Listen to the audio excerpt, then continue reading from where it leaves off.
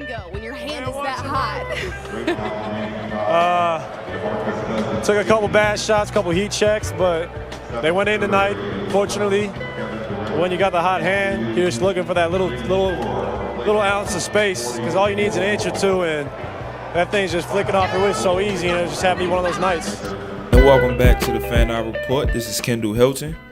So let's jump right into it. Initially, I was gonna do this post as a Klay versus Steph type of thing, but then I thought I can't disrespect the unanimous MVP like that. So then it brought up a second question: can Klay Thompson be a #1 option for any team in the NBA? If you've been under a rock, last night Klay Thompson tied the NBA record for most consecutive threes in a game, going 10 for 10. Only played 27 minutes. Another game under 30 minutes and 40 points that he adds to his resume. And like I said, which brings me to the question is, can this guy be a #1 option? We always talk about him, going somewhere to be somebody's sidekick. He's one half of the Splash Brothers.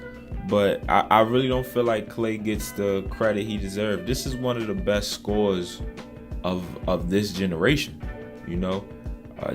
How many times does he have to go out there, drop 40 in under 30 minutes? His career high of 60 points came in 29 minutes.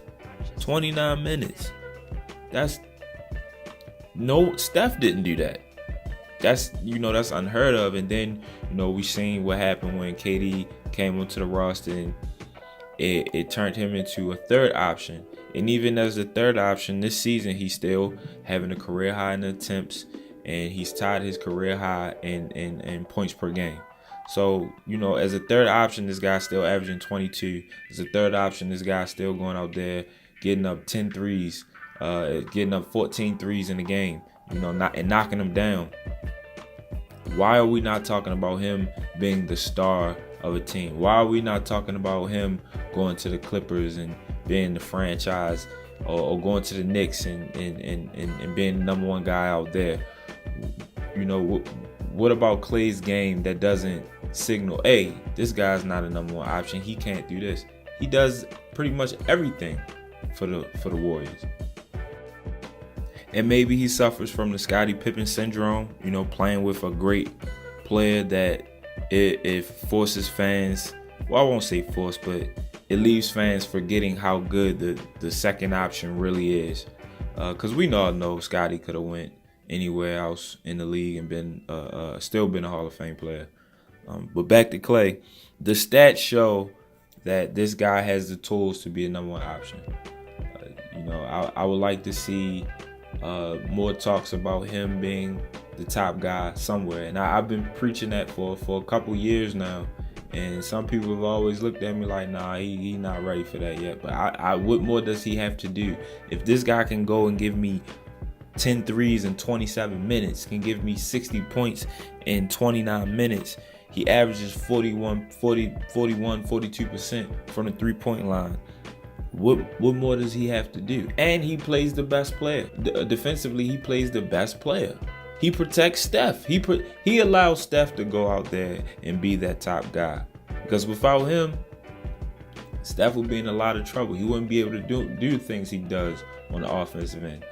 Because he would have to exert a lot of energy playing in that gauntlet out west with all those guards out there. So, I really want people to sit back and think and come up with some responses to, one, why Klay is not being discussed as a guy that can lead a team as the #1 option, and two, would you want him as your #1 option on your favorite team? So always be sure to subscribe to Fan Eye Sports TV. Like I said before, we give you these Fan Eye reports weekly, sometimes twice a week, sometimes 3 times a week. So make sure you subscribe, first things first, and jump in the comments and join the discussion. Let's get a good debate going on. Is Klay Thompson a #1 option?